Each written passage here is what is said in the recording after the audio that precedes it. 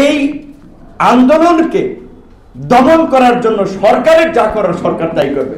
তখন ডিএমপির কমিশনার ছিলেন আসাদুজ্জামান মিয়া, তারা সব একটা হুমকি দিয়েছেন। কিন্তু প্রেসের উপস্থিতিতে মিটিং শেষে সবাইকে বের করে দিয়ে শেষে একটা কথা বলছিল যে দেখেন, আপনারা আন্দোলন করছেন যৌক্তিক, কিন্তু এটা সরকারের বিদায়ী বছর। আমরা এই আন্দোলনকে সরকার বিরোধী আন্দোলন, সরকার পতনের আন্দোলন হিসেবে চিহ্নিত করছি। কাজী এই আন্দোলনকে দমন করার জন্য সরকারের যা করার সরকার তাই করবে।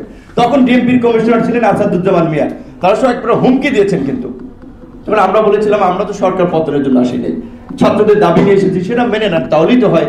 কিন্তু দেখেছেন সেটাও কিন্তু কিভাবে প্রতারণা করেছিল। বলছিল যে 1 মাসের মধ্যে এটার সমাধান হবে, হয় নাই। এমনকি প্রধানমন্ত্রী পার্লামেন্টে দাঁড়িয়ে জাতির সামনে কিন্তু ঘোষণা দিয়েছিলেন কোনো কোটাই থাকবে না। তারপরেও কিন্তু আমরা আমাদেরকে প্রজ্ঞাপনের জন্য আন্দোলন করতে হয়েছিল। দেখেন 18 সালে আমরা আন্দোলন করেছিলাম, সেই সময় বিস্তর আলাপ আলোচনা হয়েছে, দফায় দফায় সরকারের উচ্চ পর্যায়ের প্রতিনিধিদের সাথে আলোচনা হয়েছিল।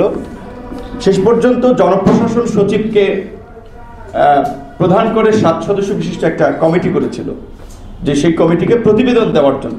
তারা দ্রুত সময়ের মধ্যেই প্রতিবেদন দিয়ে বলেছিল যে বর্তমান প্রেক্ষাপটে মেধার ভিত্তিতেই প্রশাসনের নিয়োগ দেওয়া উচিত।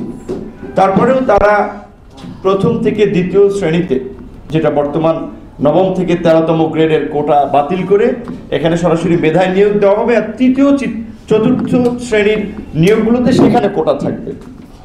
অনেকে আংশিক জানে কোটার বিষয়ে, আংশিক জানে না। প্রথম দ্বিতীয় শ্রেণীর চাকরিগুলোতে 56% কোটা আছে, দ্বিতীয় তৃতীয় শ্রেণীতে 70%-এর মতো কোটা আছে, প্রাইমারিতে প্রায় 96%-ই কোটা, রেলওয়েতে 82%-ই কোটা, বিসিএস এর পরে যে নন ক্যাডার হয় সেখানে প্রায় 70% কোটা।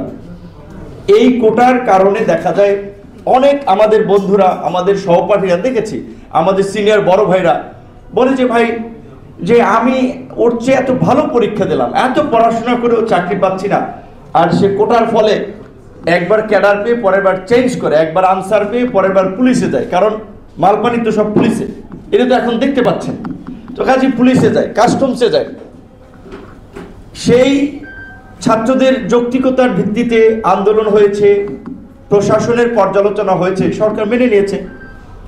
এমনকি সেটি 18 সাল ছিল, আপনারা জানেন আমাদের ছাত্রদের 18 সদস্যের একটা প্রতিনিধি দলের সাথে সচিবালয়ে মিটিং করেছিল ওবায়দুল কাদের সহ সরকারের সেই সময় উচ্চ পদস্থ আইন শৃঙ্খলা বাহিনী থেকে কর্মকর্তা কর্মচারীরা।